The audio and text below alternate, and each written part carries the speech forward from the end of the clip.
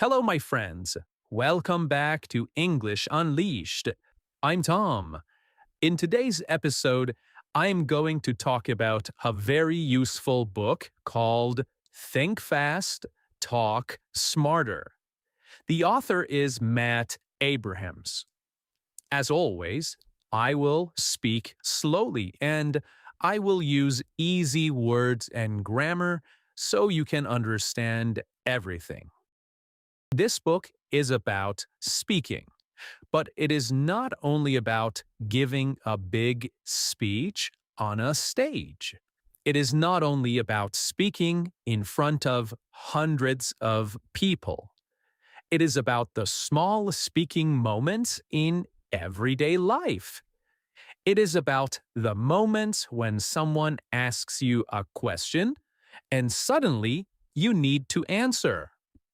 It is about the moments when you are in a meeting, in a class, in an interview, at work, or with friends, and you need to speak without much time to prepare. Maybe your teacher asks you a question. Maybe your manager says, "What do you think?" Maybe a friend asks, "Can you explain that?" Maybe someone in an interview says, "Tell me about yourself." Maybe someone asks for your opinion and your mind suddenly feels empty. You want to speak. You know you have ideas, but in that moment, your brain freezes. You feel nervous. Your heart beats fast. Your mouth feels dry. You think, "Oh no, what should I say?" You may say too much. You may say too little. You may repeat yourself. You may use unclear words. Or you may say nothing at all. This book teaches us that this problem is normal. Many people feel nervous when they need to speak suddenly. Even smart people, even educated people, even people who know the answer. The problem is not always knowledge. Sometimes the problem is pressure. You know something, but pressure makes it hard to find the words. This is very important for English learners too. Many English learners say, "I can understand English, but I cannot speak quickly." Or they say, "I know the words, but when someone talks to me, I forget everything." This, my friend, is common. Your English may be inside your mind, but when you feel stress, it becomes harder to use. So, the goal here is not to become perfect. The goal is to become calmer. The goal is to learn simple ways to organize your thoughts. The goal is to give your brain a small path to follow. When your brain has a path, speaking becomes easier. Think about walking in a dark room. If there is no light, you may feel lost. But if there is a small light, you can move. Speaking is similar. When you are nervous, your mind feels dark. A simple structure is like a small light.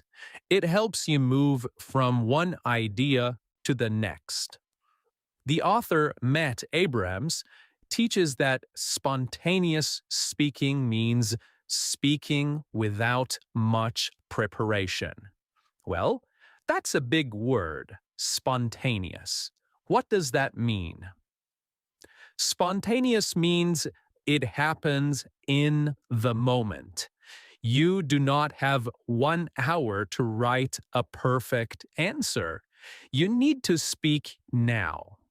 But this does not mean your answer has to be messy.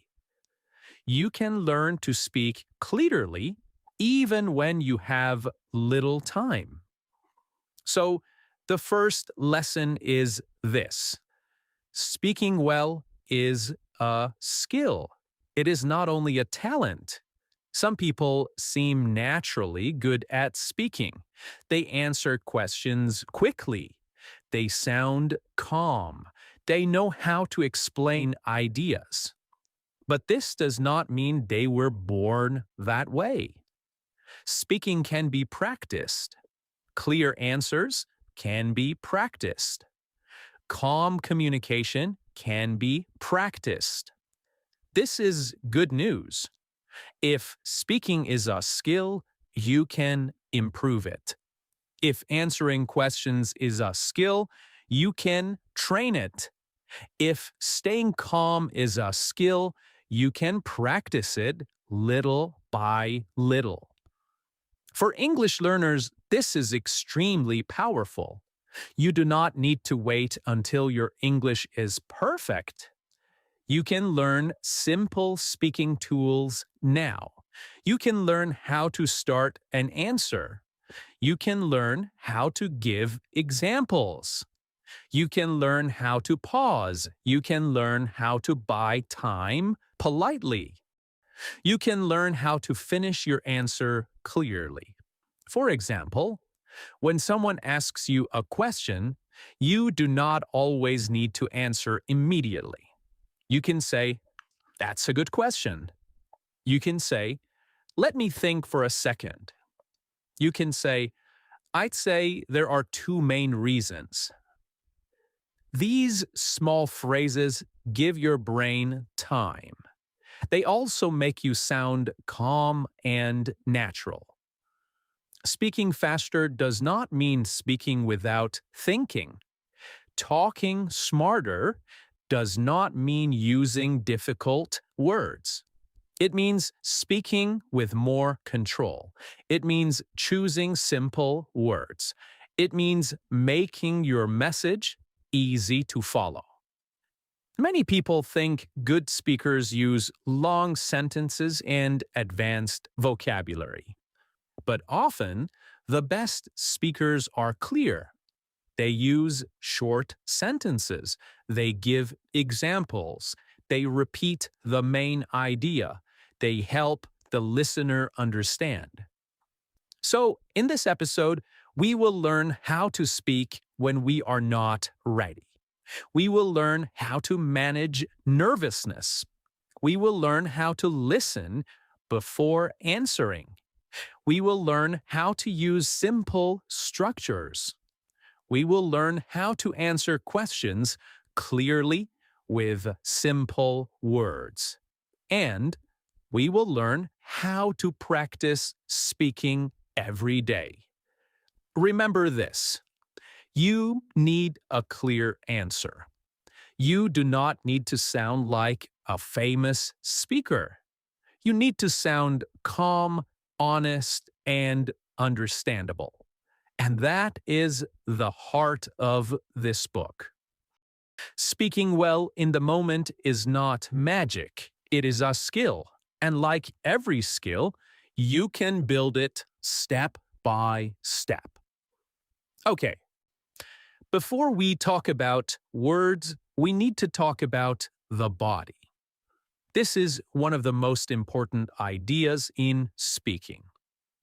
When you feel nervous, the problem is not only in your mind, it is also in your body. Maybe your heart beats fast. Maybe your hands feel cold. Maybe your face becomes hot. Maybe your breathing becomes short. Maybe your shoulders become tight. Maybe your voice becomes shaky. This happens because your body thinks there is danger. Yes, danger. But usually, speaking is not real danger. A question in a meeting is not a tiger. A presentation is not a wild animal. An interview is not a physical attack. But the body may react like there is danger. It says, "Be careful, something important is happening." This feeling is Uncomfortable, yeah, but it is also normal. It does not mean you are weak. It does not mean you are bad at speaking. It means your body is preparing you. Your body is giving you energy. The problem is that sometimes we do not know how to use that energy. So the first step is not to fight the feeling. If you say, I must not be nervous, you may become even more nervous. If you say, why am I nervous? I hate this feeling. The feeling may become even bigger. A better way is to notice it and rename it. Instead of saying, I'm scared, you can say, my body is giving me energy. Instead of saying, I'm going to fail, you can say, well, I'm getting ready to speak. This small change can help. The feeling in the body may be similar, but the meaning changes. Think about excitement and fear. They can feel close in the body. In both feelings, your heart may beat fast, your energy may go up, your breathing may change. If you call the feeling fear, you may close down. If you call it energy, you may open up. For English learners, this matters a lot. When you speak English, you may feel nervous because you are using another language. You may worry about mistakes. You may worry about pronunciation. You may worry that people will judge you. These worries can make your body tense. And when the body is tense, speaking becomes harder. So before you speak, breathe. Not in a dramatic way. Just take one slow breath. Feel your feet. Relax your shoulders. Open your mouth gently. Give yourself 1 second. A pause is not a failure. A pause can be powerful. Many learners think they must answer quickly. They think silence is bad. But a short pause can make you sound thoughtful. A short pause can help you choose better words. You can also use simple phrases to create a pause. For example, you can say, "That's an interesting question. Let me think about it." I would say, these phrases are useful because they give you time. They also show the listener that you are thinking. You do not need to panic. You do not need to rush. You can take a small moment and then answer. Another useful idea is to focus on the listener, not on yourself. When we are nervous, we often think too much about ourselves. We think, how do I look? Do I sound stupid? Is my grammar wrong? Do they like me? This makes anxiety bigger. But communication is not only about you, it is about the listener. So ask yourself, what does this person need from me? Maybe they need a simple answer. Maybe they need one example. Maybe they need your honest opinion. Maybe they need a short explanation. When you focus on helping the listener, you often feel calmer. This is a beautiful idea. Speaking is not a performance. Speaking is service. You are helping someone understand something. You are sharing an idea. You are building connection. For example, if someone asks, "Why do you want this job?" You do not need to think, "I must sound perfect." Instead, think, "I need to help them understand my motivation." Then you can answer simply, I want this job because I enjoy working with people and I think my experience fits this role. Simple, clear, honest. If someone asks, what did you think of the meeting? You do not need to give a long answer. You can say, I think it was useful. The main point for me was that we need clearer communication. Again, simple and clear. So, the author teaches us that anxiety becomes smaller when we prepare our body and our mind. We cannot remove all nervousness, and maybe we do not need to. A little nervousness can give energy, but we can learn to manage it. One way to manage nervousness is to prepare for common situations. You cannot prepare every question in life, but you can prepare useful patterns. For example, you can practice answering questions like, what do you think? Can you explain that?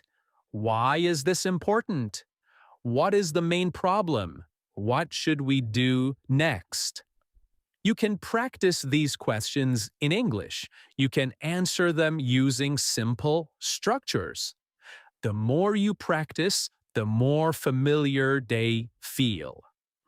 Your brain knows them, and when something is familiar, it feels less scary. So, another way is to practice out loud. Many people think silently. They prepare answers in their head. But speaking is physical. Your mouth needs practice. Your voice needs practice. Your breathing needs practice. So say your answers aloud. Even if you are alone, speak. Practice in front of a mirror. Record your voice. Listen again. Try again. Do not wait for perfect confidence. Confidence often comes after action, not before action. You speak a little, then you become a little more confident. Then you speak again, then confidence grows. So the message here is simple. Calm the body and the voice becomes calmer. Breathe, pause, relax your shoulders, focus on helping the listener, use simple phrases to give yourself time. You may still feel nervous. That is okay. You can be nervous and still speak clearly. Okay. Many people think good speaking begins with talking, but often good speaking begins with listening. This is a very important idea. Before you answer, you need to understand the question. Before you give advice, you need to understand the problem. Before you explain your idea, you need to know what the listener needs. Sometimes, people answer too quickly. They hear the first few words of a question, and they start preparing their answer immediately. But they do not listen to the full question. Then their answer may be unclear, or they answer the wrong question, or they speak too much because they're not sure what the person really asked. Good speakers listen first. Listening gives you information. It tells you what the person wants. Do they want a short answer or a detailed answer? Do they want facts or feelings? Do they want your opinion or your experience? Do they need help, support, or a decision? In English, listening carefully also helps you choose the right language. For example, if someone says, could you briefly explain the problem? The word briefly is important here. It means they want a short answer. If you speak for 5 minutes, you may not answer well. A good answer may be only 2 or 3 sentences. But if someone asks, "Can you walk me through the process?" This means they want more detail. They want steps. They want a clear explanation from beginning to end. So listen to the question. Listen to the key words. Listen to the tone. Listen to what the person really wants. Sometimes, if you're not sure, you can ask a clarifying question. Clarifying means making something clearer. For example, you can say, "Do you mean the first part or the second part?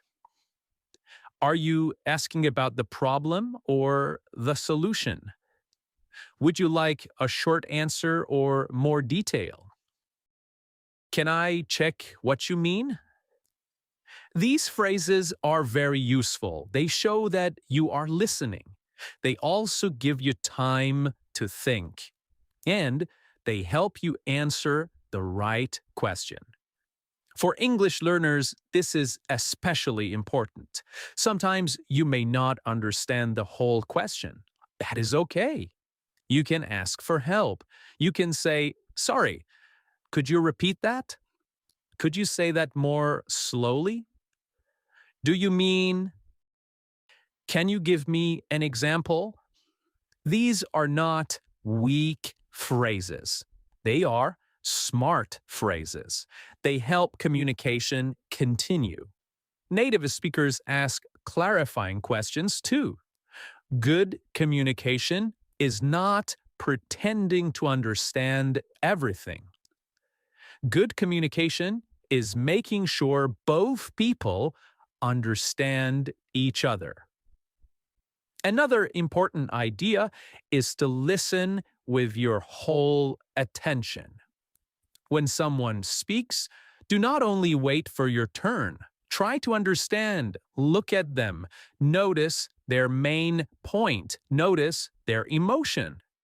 Are they worried? Are they excited? Are they confused? Are they angry or curious? Your answer should fit the person, not only the words. It has to be suitable for the person. For example, if someone says, "I don't understand this report," they may need an explanation, but they may also feel embarrassed. If you answer in a cold way, they may feel worse. A better answer is a warm and clear answer, such as, "No problem. Let's look at it together." The main idea is actually simple, something like that. So the words matter, but the feeling also matters. Good speaking is not only sending information, it is creating connection.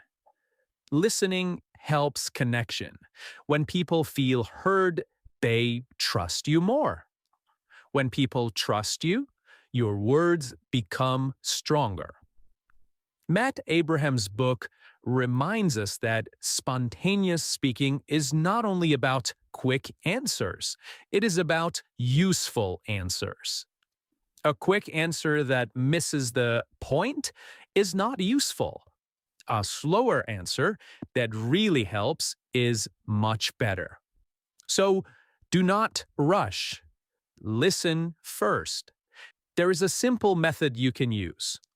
When someone asks you a question, pause for a second and ask yourself 3 things. First, what is the real question? Second, what does this person need? Third, what is my main answer? You can do this quickly. You do not need 1 minute. Just one small pause can help. Let's take an example. Someone asks, "Why do you think this project is not working?" If you answer too fast, you may start talking about many problems. But if you pause, you may realize the real question is, what is the main reason? So you can answer clearly. I think the main issue is communication. People are working hard, but they are not sharing updates clearly. That is a strong answer. It has one main idea. It is easy to understand. Now, imagine someone asks, how can I improve my English speaking? You could say many things: grammar, vocabulary, pronunciation, listening, practice, confidence. But a clear answer starts with the listener's need. Maybe they want one useful step. So you can say, start with short, daily speaking practice. Choose one simple question every day and answer it out loud for 1 minute. Simple, practical, helpful. Listening also stops you from speaking too much. Many nervous speakers speak more than necessary. They think, if I talk more, maybe I will sound smarter. But often, the opposite happens. Too many words can confuse the listener. A clear, short answer often sounds more confident. In English, this is very important. You do not need to fill every space. You do not need to explain everything. Say your main point, add one reason or example, then stop. If the person wants more, they will ask. A simple structure is answer, explain, example. First, answer the question. Second, explain your reason. Third, give one example. For example, I think daily listening is important. It helps your ears get used to English. For example, listening to a short podcast every morning can slowly improve your understanding. This structure is simple. It is easy to follow. It works in many situations. So remember, listen first, then speak. Do not chase the answer too quickly. Understand the question, notice the listener, ask for clarification when you need it, give one clear main idea. Good speaking starts before your first word. It starts with listening. Now, when people feel nervous, their thoughts can become messy. Many ideas come at the same time. You may think of one point, then another point, then a story, then a detail, then a worry. So your mind jumps everywhere. And when your mind is messy, your speech may become messy too. This is why structure is so important. A structure is a simple shape for your answer. It tells you where to begin, where to go next, and where to finish. Structure helps you speak when you do not have much time. Structure helps the listener follow your idea. Structure also helps your brain stay calm. Think of structure like a road. Without a road, you may walk in many directions. With a road, you know where to go. You may still speak naturally, but you have a path. You do not need complicated structures. Simple structures are better, especially for learners. Beginner-level learners can use simple structures to sound clear and confident. One useful structure is point, reason, example. First, give your point. Then, give one reason. And then, give an example. Let's try it. The question is, why is listening important for English learners? Think about it for a few seconds. I will give you time. Now, one answer is listening is important because it helps you understand natural English. When you listen often, your ears get used to common words and phrases. For example, if you listen to a short podcast every day, you will slowly understand more. This answer is not difficult, but it is clear. The listener knows your point. The listener hears your reason, and the listener gets an example. Another useful structure is past, present, future. This structure is good when you talk about change, progress, or plans. For example, in the past, I was afraid to speak English. Now, I practice a little every day. In the future, I want to speak more confidently with fluent speakers. This is simple and natural. You can use it in interviews, conversations, learning stories, and personal introductions. Another useful structure is problem, solution, benefit. This is good when you explain an idea or give advice. For example, the problem is that many learners study words alone. The solution is to learn words in sentences. The benefit is that you remember the words better and use them more naturally. Again, simple and clear. Another useful structure is first, second, finally. This is very helpful when you have several points. You do not need advanced linking words. You can simply say, first, practice every day. Second, listen to natural English. Finally, use the phrases in your own sentences. These words guide the listener. They make your answer easy to follow. Now, many English learners try to use difficult linking words too early. They want to say furthermore, moreover, nevertheless, and consequently. These words can be useful, but they are not always necessary in everyday speaking. In natural English, simple words are often better. You can say first, also, but, so, for example, that's why. These simple words are powerful. They help you connect ideas without making your speech heavy. The author Matt Abraham's message is not use big words. His message is make speaking easier for your brain and for the listener. Structure does this. Structure makes your message easier. Let's practice with a common question. The question is, tell me about yourself. Many people hate this question because it feels too open. It is too general. They think, what should I say? My whole life? But with structure, it becomes easier.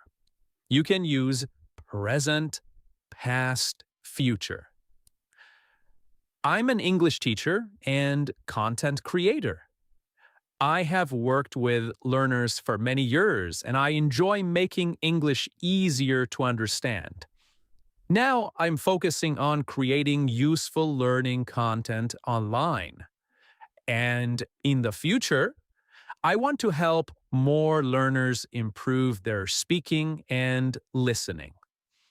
This answer is clear. It does not include everything. It gives the listener a useful picture. Now, another question. What do you think about online learning. Use point, reason, example. You could say, I think online learning is very useful. That's your point. It gives people more flexibility, especially if they are busy. That's your reason. For example, a learner can listen to an English podcast while walking or traveling. And that is your example. Simple, clear, strong. Now, another question. I will give you time to answer this question yourself. How can someone become more confident in speaking English? You can use problem, solution, benefit. I will give you 20 seconds to think.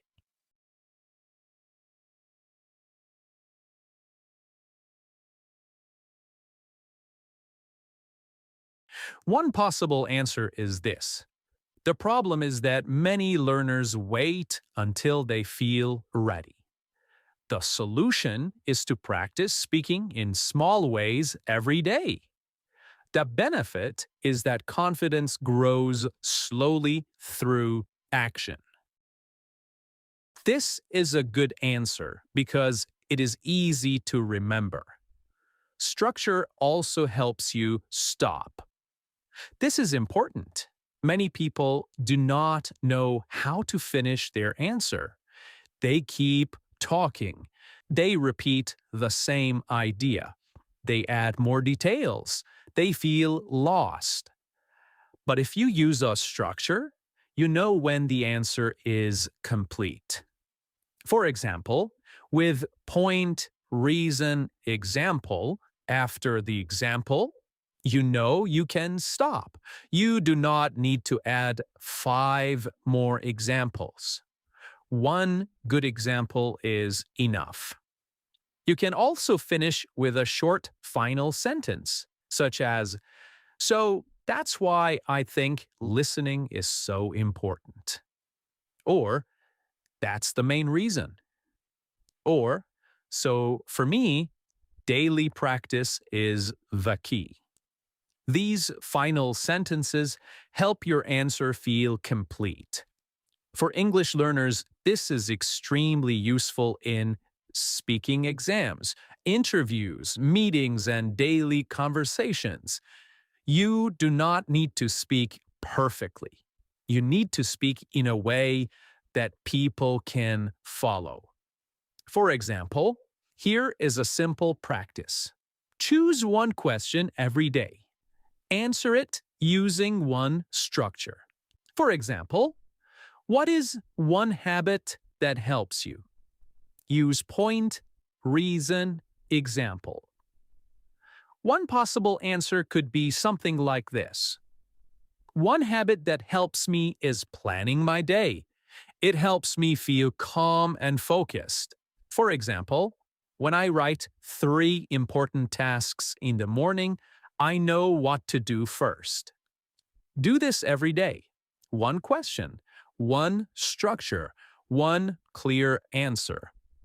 After a few weeks, your brain will start to use these patterns more naturally. This is how speaking improves, not through magic, not through pressure, through simple, repeated practice. So remember, structure is your friend. Structure is not boring. Structure gives freedom. It helps you speak clearly when your mind feels busy. When you do not know what to say, choose a structure. The structure will carry you. All right. One of the biggest mistakes in speaking is saying too much. This happens to many people. When we feel nervous, we often speak more. For example, many candidates in IELTS test speak more than necessary. We explain one idea, then explain it again, then add another detail, then go back to the first idea.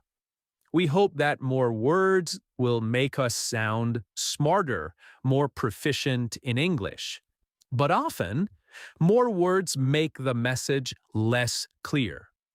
Good speaking is not about saying everything. Good speaking is about saying the right thing clearly. This is a very important lesson from Think Fast, Talk Smarter. When you are put on the spot, you need to find your main message. What is the one thing you want the listener to remember? What is the heart of your answer? What is the main idea? If you know your main idea, your answer becomes stronger.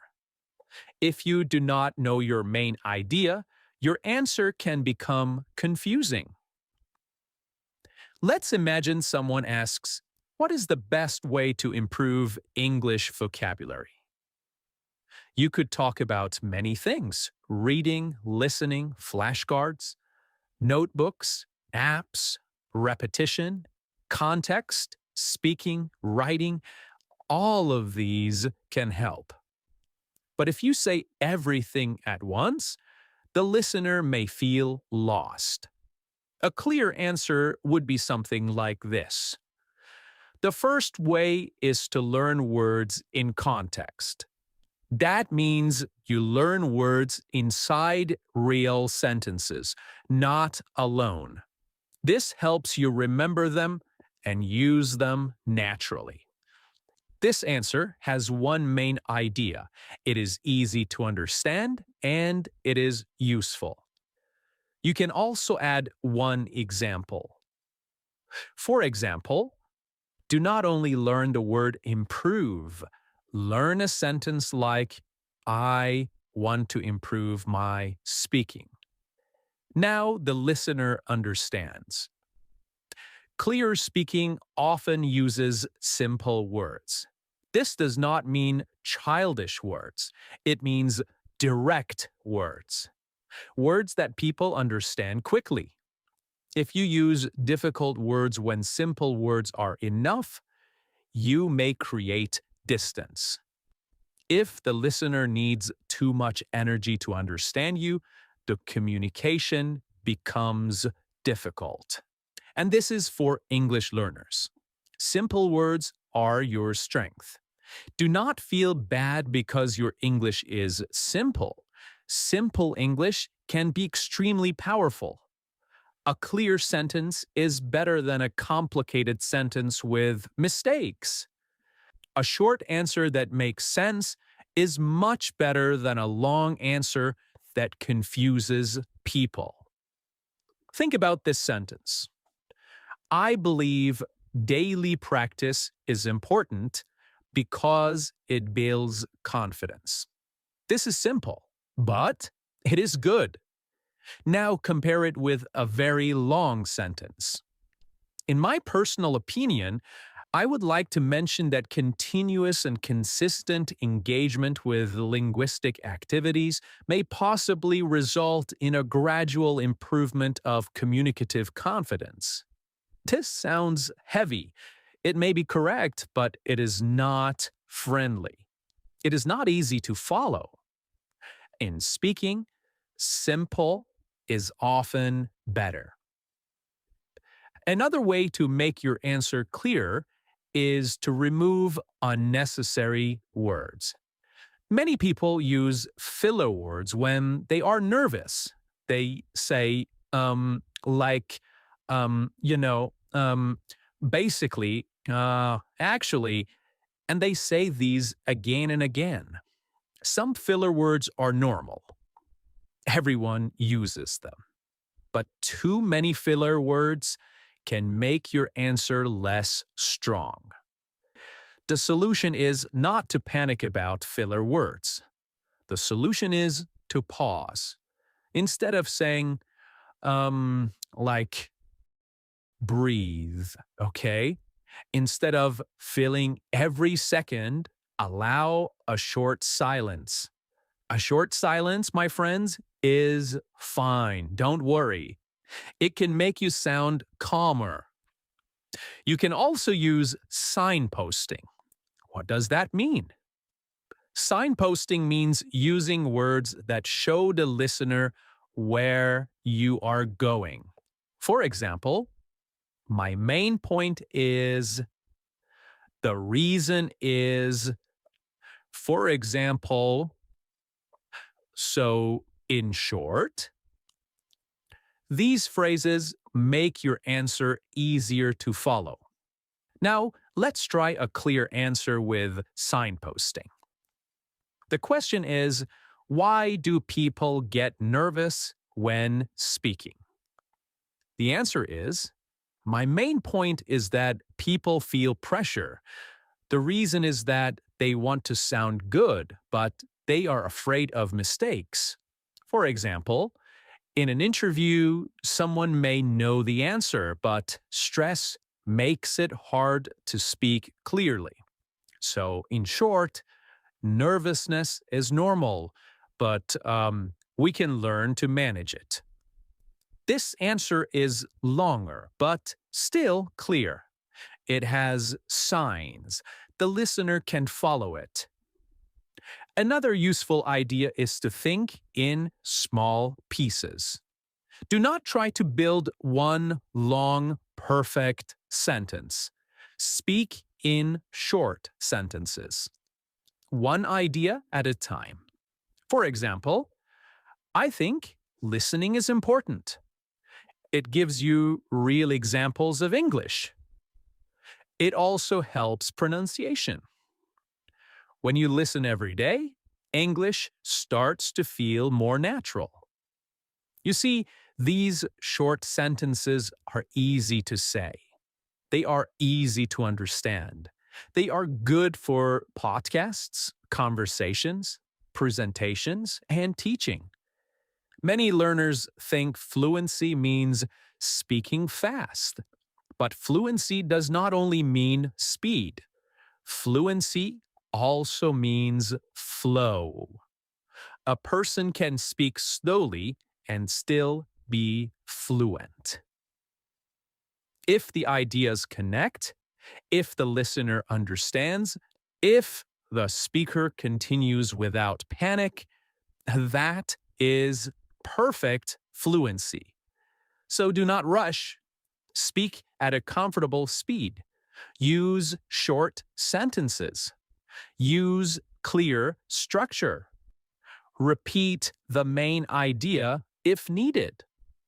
Repetition is not bad when it is useful. In English Unleashed, I repeat ideas because repetition helps learning. In speaking, you can repeat your main message in a simple way. This helps the listener remember. But be careful not to repeat because you are lost. Repeat with purpose. Repeat to make the message clearer. Now, another practical tool is the one-sentence answer. Before you give a long answer, try to say your answer in one sentence. This helps you find the main idea. Think about this question. What makes a good teacher? What makes a good teacher? A one-sentence answer could be, a good teacher makes difficult things easier to understand. Now you can add, they explain clearly, give useful examples, and help students feel safe. Beautiful, simple, and strong. Here is another question. Why is confidence? A one-sentence answer could be, confidence helps you speak even when your English is not perfect. Then you can add, when you feel more confident, you try more. And when you try more, you improve faster. Again, beautiful, clear, and useful. So in this part, the author's lesson is this. Say less, but say it better. Find your main message. Use simple words. Use short sentences. Pause instead of panicking. Help the listener follow your idea. Good speaking is not a flood of words. Good speaking is a clear path. Okay, sometimes speaking is easy because the question is simple. Someone asks, "How was your day?" You can answer. Someone asks, "Do you want tea or coffee?" You can answer as well. But sometimes questions are more difficult. Maybe someone asks a question you did not expect. Maybe they ask something personal. Maybe they ask something critical. Maybe they disagree with you. Maybe they ask a question and you do not know the answer. These moments can feel uncomfortable, but they are also normal. Good speakers are not people who know every answer. Good speakers are people who know how to respond calmly. The first rule is do not pretend. If you do not know the answer, it is okay to say so. Many people are afraid to say, "I don't know." They think it makes them look weak. But pretending can be worse. If you invent an answer and it is wrong, people may lose trust. A calm, honest answer can sound strong. You can say, "I don't know the exact answer, but I can share what I do know. I'm not completely sure, but my understanding is, well, that's a good question. I need to check the details." Or, "I don't want to give you the wrong answer, so let me be careful." These phrases are useful because they are honest and professional. You're not running away. You are showing care. For English learners, this is very important. You do not need to answer every question perfectly. You can be honest. You can ask for time. You can say what you know and what you do not know. Another useful method is to bridge. Bridging means moving from one difficult question to a related point you can answer. You do not ignore the question. You connect it to something useful. For example, someone asks, "Why did your project fail?" This is a hard question. You can answer, "That's an important question. I think the main issue was communication. What we learned is that we need clearer roles and regular updates." You answered honestly, but you also moved toward learning and solution.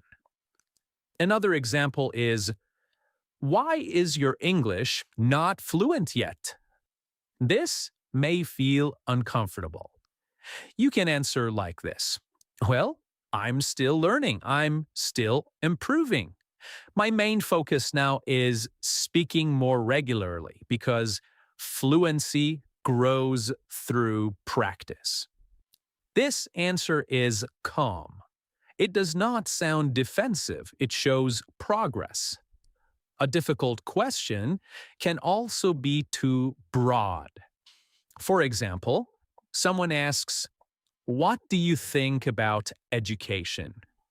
This is huge. You cannot answer everything. So you need to narrow the question. You can say, "That's a big topic. I'll focus on one part." Or, "There are too many answers, but one important point is," or, "I can answer from my own experience." This helps you create a smaller answer. For example, "What do you think about education?" One possible answer would be, "That's a big topic, but I'll focus on language learning. I think education works best when students understand why they are learning and use the language in real situations."